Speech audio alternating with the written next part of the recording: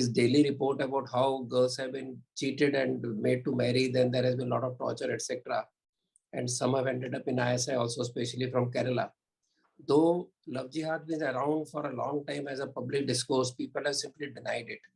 It's also a fact that in 1998, as I have read that 98, the first case in the court was done by the church about the disappearing of girls, Christian girls, and it was termed Love Jihad in Kerala itself. So today we'll begin a discussion specifically about what Indian Christians' perspective on Love Jihad. So my first question to Reverend Johnson is, when was the first time when Love Jihad in Kerala was discussed or it came into open? Thank you very much, and very good evening to all. I am very much thankful to our Anger who invited me to share all these things. In fact, 2008 was the first time we identified such cases in our state. Before that, we came to know that sort of things are going on, and we were aware of it, but it was not seen anywhere. I remember a particular case in 2008 when I conducted a massive program there in Ernakulam, the central part of Kerala, on regarding that debate, Islamic debate with Janab M.M. Akbar. There I declared that sort of love jihad is going on. I may be the first person who shared it from Christian side in a public manner. And in those days, our people were not much curiosity about it.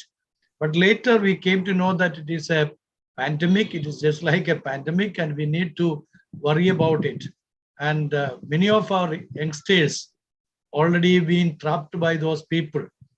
I particularly remember two incidents. The first one was there in Pathanamthitta. Pathanamthitta, two girls. Both of them were postgraduates and they were fall in love with jihadi people. And when they ran away from the home and reached there somewhere else, they understood that these people, they are planned to sell them to someone else. And from there, somehow they have absconded and escaped and somehow God helped them to come out. And those two girls publicly declared that they are the victims of the love jihad. Thereafter, even the churches was very much concerned about it. And later, our former Chief Minister, Comrade V.S. Achuthanandan, he himself said that people are trapped, youngsters were trapped, many women were trapped, and they have an agenda to trap people for this love jihad. So that was the first time that we came to know these kinds of issues. And I got a document, I would like you to verify whether this document is correct, which claims that so far 4,500 girls have been identified as missing of a particular denomination of church. And the cases are not even like the police. So can you clarify on that, whether this claim is correct? Even when the former Chief Minister, Sri Ummanchandi, he declared that our legislative assembly stating that 2,350 people were missing and many of them were embraced other religion and they were gone to somewhere else and not finding them out. But as far as our concern, it is more than 4,000 people have been missing from our churches. It is not a particular church, but from a Christendom, from all over Kerala. We are missing a lot of young women and some of them, of course, they are coming back and we are trying to get them back, even if they were hooked and misused by some others. We wanted to rehabilitate them and we are working on that. Thank you. And Father Anthony, you'd like to add anything to this? What is your experience about whether you've been able to trace the girls? Or I would also like to know, since all the cases are not with police and FIR has not been lodged, what is the reason for this? And how did you trace those girls? Thank you, Ratan sir, and good evening to all. This is very difficult to trace the cases or we go to the court or to the police because most of the cases, when we understand when we understand that one girl is trapped, she is no more a minor. Normally, it's a major. And when we go to the police, they decide what their future. And so normally we cannot handle the case.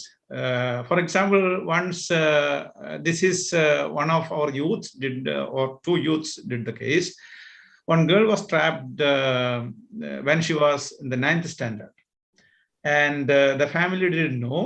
This is one family from where I live in North Kerala.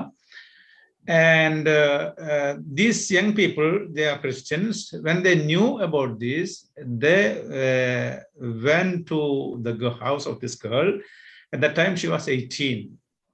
And first, they informed the parents. And that is the first time how they were informed about the case. They didn't know about this. And when they spoke with the parents, the girl understood the case and she was so furious. And she was so reluctant to speak with these people. At the end, they told her that it was not so. They wanted to learn something about this or about Islam. And so then they had to speak with this girl for 7-8 hours. At the end, some kind of conviction comes so that they could bring or ask the family to bring this girl to a counseling center where she can be handled. The problem is they are brainwashed. This happens in maybe 2 or 3 days. How they do this, it is difficult to understand. When they trap the girls in the schools or when they go to college also, and once they are trapped, this is very difficult to get out of this brainwashing, let's say. That's how this goes. There are so many cases. With one youth whom I spoke these days, he himself has handled more than 300 cases in the nearby communities. He himself. So that is how serious the issue goes to the community. And often they are recruiting Christian or Hindu teachers. Recruiting teachers, and they are sending them to certain programs, training program. And after the training program, these people are used to recruit the students or to influence the students. That is how it goes. So serious. Okay. So would you say, because you say girls are adults, I mean, whether it's Hindu or Christian girl, ultimately police say they are adult, they can decide, and there have been very prominent cases like this. But do you think these are isolated cases or these are typically organized rackets which are happening? So what is your conviction? This is organized because in the schools, the girls are the jihadi girls are trapping girls. They are trained to do so, as far as I understand. They are controlled by someone. And for example, when in a school, when they find a Hindu or Christian girl, if she's beautiful or she has money or he has a good family setup, and these girls, if they are somewhere isolated, these girls are oriented and they are helped in every way. Often the class notes are prepared or written by these friends, the so-called friends, and they help them in every way so that some way they get dependent on the students. They are actually jihadis. They are these girls from the community. And once they are somewhere dependent or too friendly with them, they introduce to some boys. And as far as I understand, these boys are at the beginning, they show as if they are not interested at all. So that these girls are attracted. At the end, they are trapped, and they are well planned and well executed, let's say. So it's not isolated cases, they are well planned.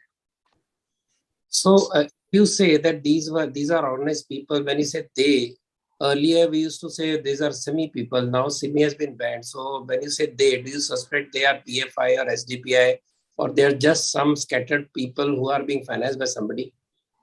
So because after all these romantic overtures need money also. So what has been your experience, or it is only a hunch? What I understand, what Johnson can add more, but what I understand is this is well organized and money. They, of course, they need money, because if you go to the tuition centers, for example, one of the areas which the students now need is tuition, or they go after tuition centers. And this I understand from some advocates, for example. They have often WhatsApp groups, and these WhatsApp groups are they run as they go, but they are managed by someone behind. And from behind the groups, they learn the interest of the students, what she is interested, what is her hobbies, what she wants, or what she wanted but didn't get. And when a birthday or some celebration comes, so gifts are sent to these students in the name of the institute where they study.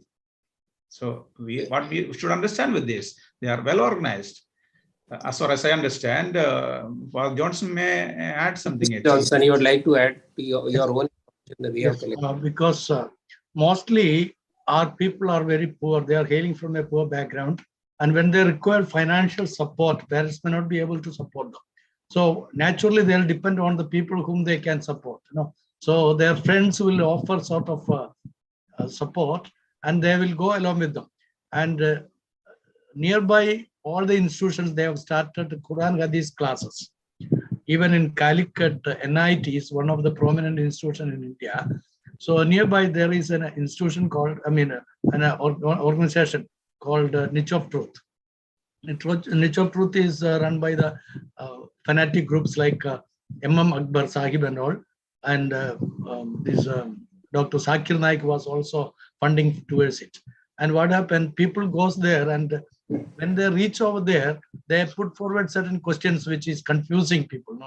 Naturally, the youngsters may not very much comprehensive with the Bible or Vedas or anything like that. Immediately they will be puzzled. And these people put up certain scriptures from their own scripture and ayats from their scriptures, and that will catch them up. So that will be the initial phase in which they are trapping people. So gradually, when the support comes, they are bound to obey them. They are bound to obey them.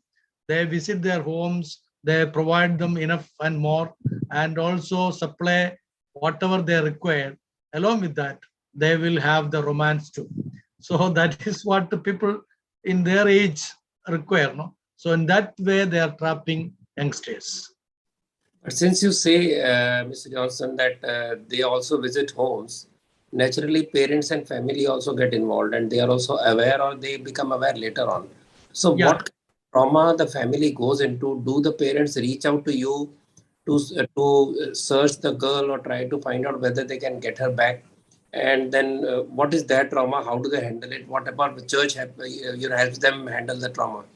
Yeah, it's a very good question. And I tell you, this is not only for the women, the girl side, from the men's side also.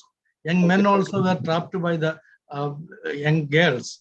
And those things we call as a Romeo Jihad. We have a Love Jihad as well as Romeo Jihad, in which the Romeo Jihad, young men will be trapped. I remember one incident which I handled down personally. The mother came to me for helping her son, and he was a good player in the sense he was one of the champions in Kerala state, cricket player. So this young man, when he was 15 years old, he was done the circumcision without informing the parents. Of course, his father was expired and his mother was looking after him. So he went on along with other people and did a lot of mischiefs. And later, mother came to know that he embraced the other religion. So she was very much concerned and worried, and came to me for help, and I went after him. I asked many questions in which he kept silence. Whenever he does not want to answer, he just put a smile upon his face. That's all. So this is the way they were trained up. I understood later that they have a massive plan like this. They are training up the youngsters to trap other people to their nets. We don't know how they approach them, but whenever there is a requirement from the boy side or girl side, they are there with all the help. So only after few years the parents will come to know this matter. Once they come to know this matter, you know how much worries they have, because they never thought that their children will deceive them or their friends will deceive them. They blindly believe their children as well as their friends. So once they will come to know that these children are gone away from them, immediately they get a lot of mental crisis. I remember another incident where I had to take that mother to psychiatrist for a long time for the treatment. So these kinds of traumas people are going through. Financial crisis will be there on one side. The other side, a lot of pressures from their own parents, family members. Once they comes to know that the religion was changed, immediately there will be a lot of taboos. They will declare that these people are not allowed for our marriage functions or social activities and all. So they will be get aloof from all other societies, and the pain in which they are going through. So in those time, we priests, we used to visit them and we help them and we pray along with them, try to comfort them, also try to bring the youngsters back. By God's grace, I could do some of those things, bringing them back like that, sort of things I could do. And I thank God for that. It was very interesting to know when you say you were able to bring them back. What is it? Is it question of lack of faith that you try to turn them back to their faith, or is it some confusion that you try to take away? Because what I heard from other sources also, in case of Hindu girls also, they simply refuse to speak, like you talked about the boy. So then what is it that you really explain to them that they understand there is some confusion in their mind and they would like to return to their roots? So how does it happen? Yeah. In the Bible, according to our perspective, God created man in his own image and likeness. So once we are abiding with God's presence, we have that likeness and image of God. Once we are leaving the presence of the Lord, we automatically lose it. Once we lose the image and likeness of God, people are just like animals. They may not know what to do and how to do and what to choose and what not to choose. So these youngsters, they automatically attracted towards a lot of things, and they were changing their religion because of the unfaithfulness. Because of the unfaithfulness, they won't go to church or recite to the prayers, or they won't read the scripture. So those ways, these people are getting aloof from our community. Then when we are talking all these things, they get repent and they will come back. Okay. That is one thing. The second thing, people are not aware that they were trapped. Only when they realize after a few years or maybe after a few months, they will realize that they are trapped by these people. It was purposefully, deliberately, they were trapped. So they wanted to come out, and they will come out when we are extending our support. So do you have any case where the girls have actually been sent out, like we hear the cases of ISI? Did you have such cases? Yeah, it was in the newspapers. Many people were discussed in a number of times. And two girls from Christendom, they embraced Islam, and they got married with the two boys. And both of them are gone to Syria for ISI programs. And now their husbands were shoot up, and these two girls are widows. We don't know where they are, and they wanted to come back and all, but the government is reluctant to take them up, it seems. Okay. So now to talk about the politics behind Love Jihad and continuous denial of the Love Jihad. So what is the role of political parties? Because it becomes crucial unless you get the people in power, your struggle becomes a little difficult. So how is the Kerala scene in terms of giving support to this kind of things, which actually disrupt the social harmony?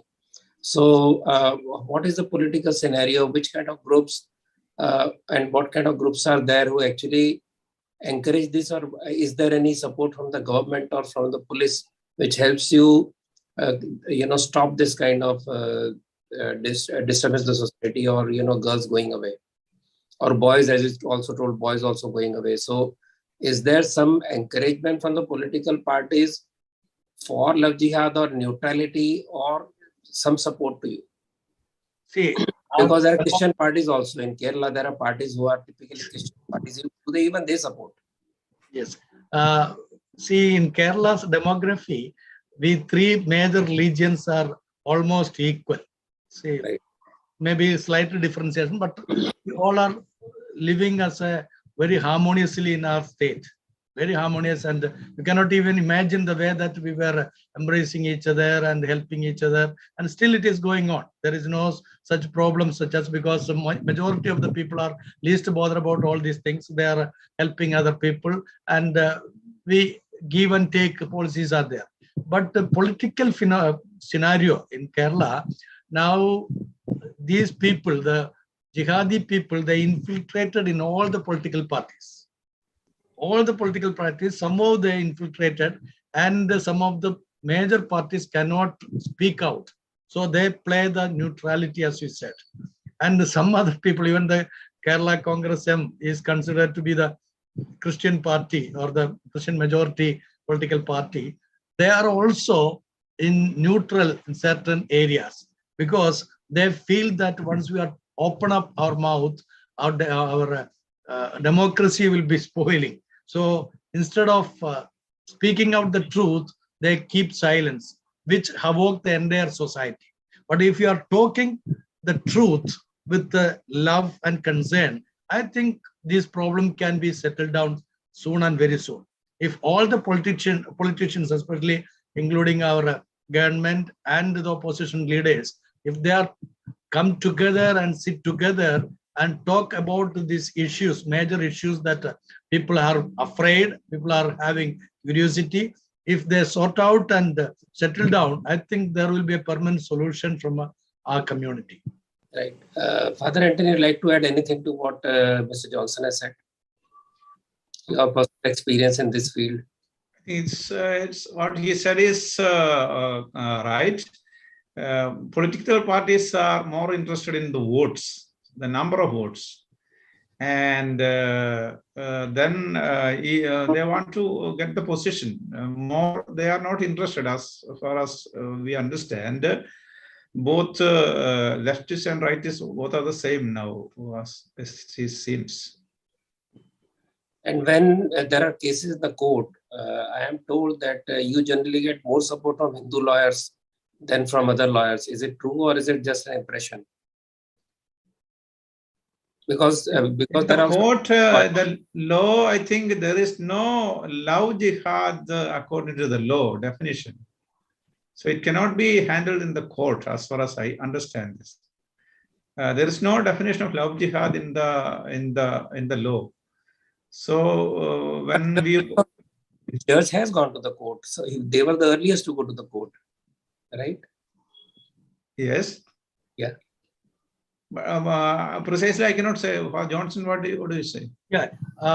See, even the Supreme Court itself verified regarding this matter, and the central government, the minister also declared that Lok Sabha there is no case such as, because it's a concept. Love Jihad is a concept, it is not an organization. When we have an organization set up, surely we can verify it and identify. There will be physical revelations regarding this matter. Sort of glimpse will be there. But when we are talking about the concept, how do we talk all those things? It's a concept in the minds of certain people, and it's a part of their religiosity. It's a part of their practices of their religiosity.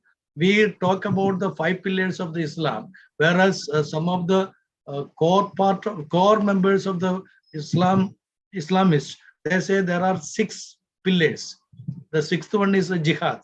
So love jihad is one of the programs of the jihadism. Jihadism is there, and love jihad and Romeo jihad are two sides of a coins where people are trapping the youngsters for the growth of the religion. They wanted to increase their population. So they can have fightings or a war. Also, they can have a love or care or support or sort of charity work through which they can attract people towards their religion. So they wanted to propagate their religion through various medias and increase their numbers.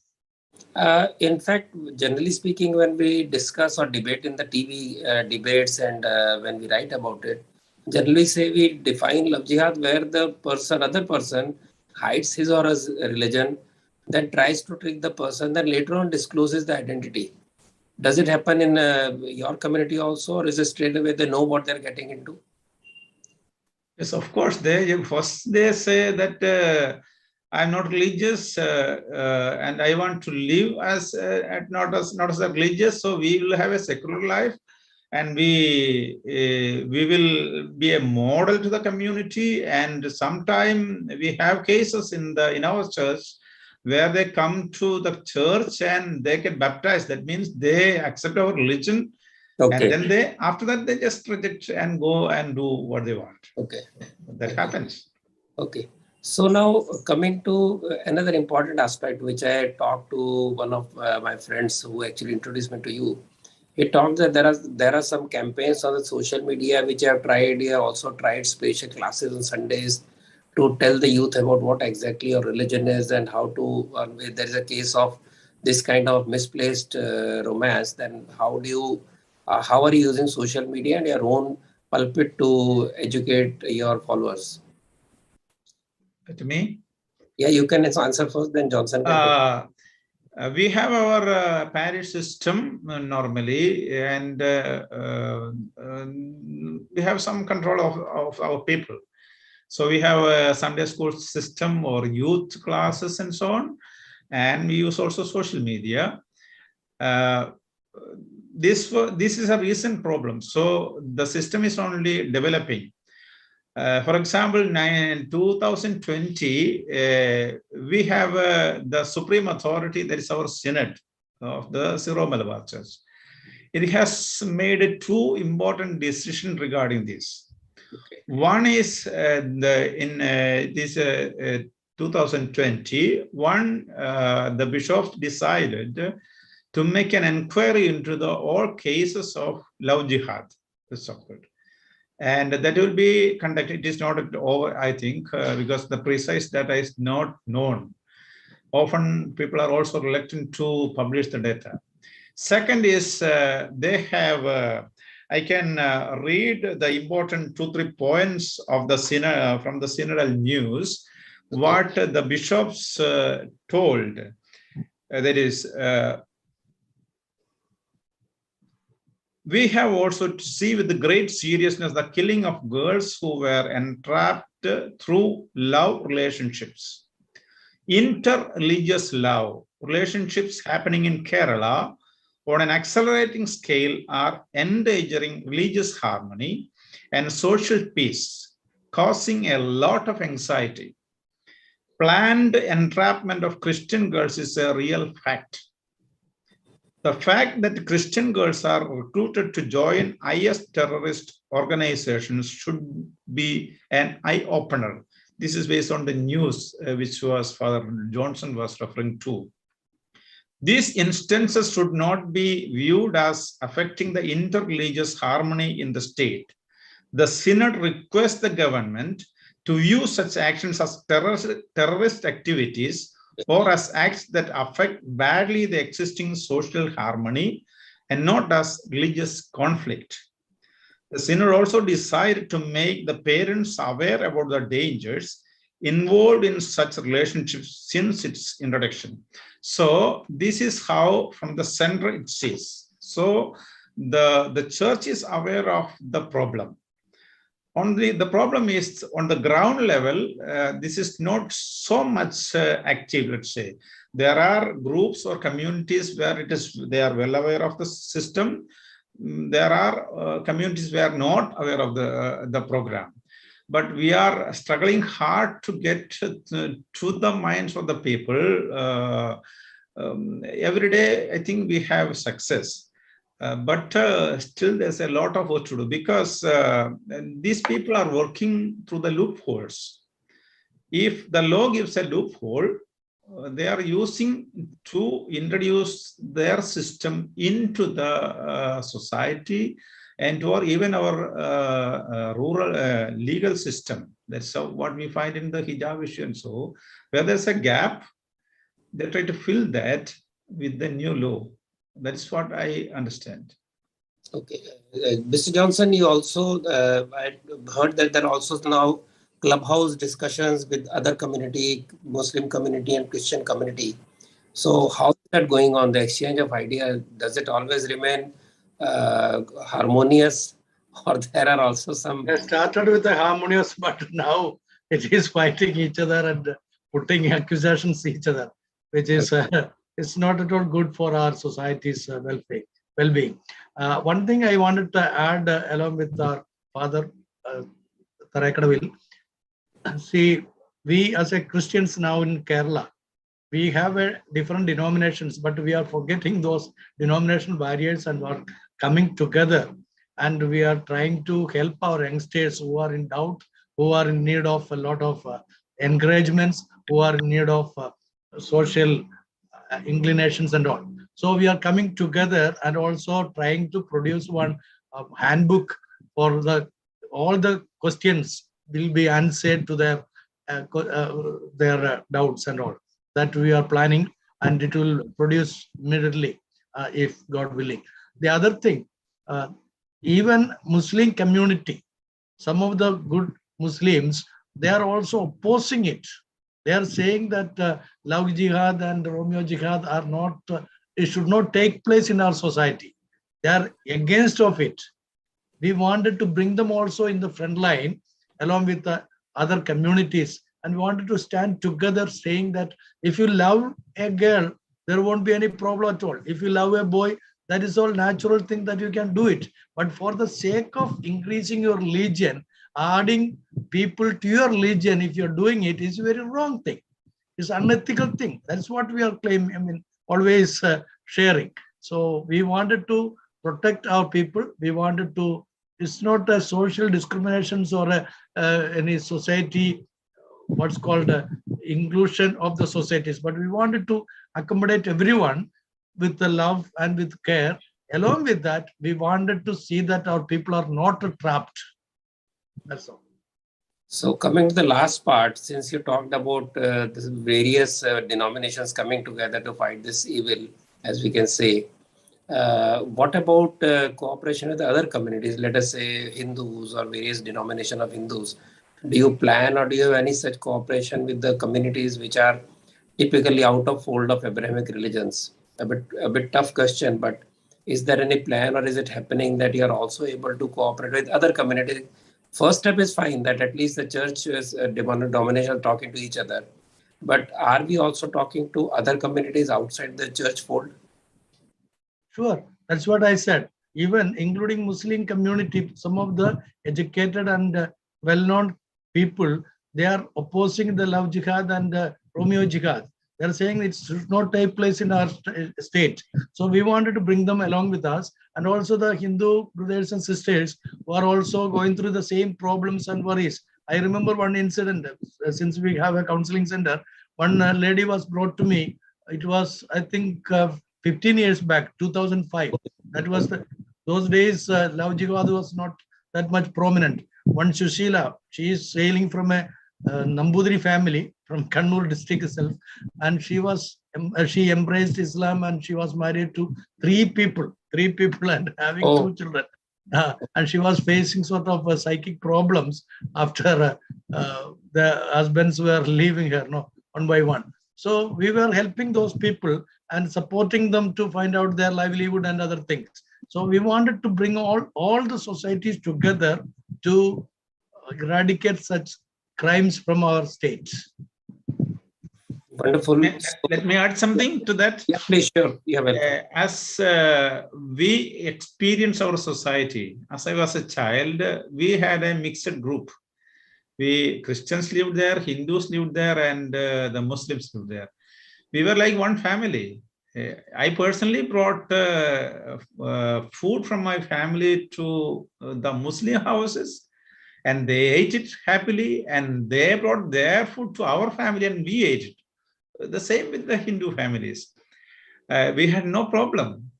And this problem happened in recent years through some kind of these studies or terrorist studies, let me call it that way.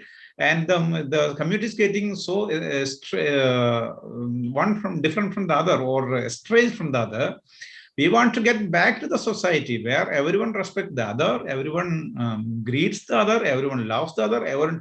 Now the problem is, if I'm a father, I have a child, I am afraid to send my girl to the school because there's a problem. Before it was not so. Before, every family cared for all the children. So we want to get back into the track, into the society where we began, or where that was the social setup before. Nothing else. That is what we all like to have again, once again, the society, the glorious society of Indian society, let's say. Mhm. So I would close this discussion for the present. I hope we can have more exchange and more discussions in the coming days with the more in-depth analysis, more in-depth discussions. This was an exploratory program that I had. We haven't met, we don't know each other, but still we had trust in each other that we agreed to come together to discuss this serious issue, which is disturbing the social harmony, not just in Kerala. It's happening all over India, especially in North, and also in other parts, Rajasthan, etc. You can see stories regularly. It happened in UK also. In fact, UK case is so notorious that is horrible. So knowing this situation, I think we need to keep on talking. We need to come to some common ground. We need to cooperate with every community so we can find a solution. This my religion is superior to yours, and I must bring you out of that religion, etc. This thought has to go out. And if somebody wants to do his or own after studying and decides, that's one thing. But this issue of trying to misrepresent yourself, then convert people, and then try to increase your flock, I would say, I think somewhere in India, this needs to also, some rethinking is required. So with this, we will close this session, and thank you, Father Anthony. Thank you, Reverend Johnson. And I hope we meet again and take this forward and discuss it at length. Because I didn't want to get into a theological issue or anything which could have, which I would call, typically different kind of debate. I wanted more of a discussion, so we are aware of this. Because how serious the issue is with Christian community in Kerala is not yet known. People are not at all aware. The numbers I was given were shocking even in my mind, because these are much more than what government claims, what the official figures speak, and the struggle that you're going through. I think Kerala is in a huge ferment because of sudden induction of Islamist forces. Islam was there for a long time. In fact, second oldest mosque in the world is in Kerala, and everything was going harmonious, except, of course, we can't forget the Mopla violence. But otherwise, politically, things were stable. But now, unnecessarily, these radicalisms coming up. So I think we need to discuss more openly about it, so we can see that Kerala doesn't implode. And with this, I thank you very much, and we will meet again. Dhanyavad. Namaskar. Thank you. Thank you. Thank you. Dhanyavad.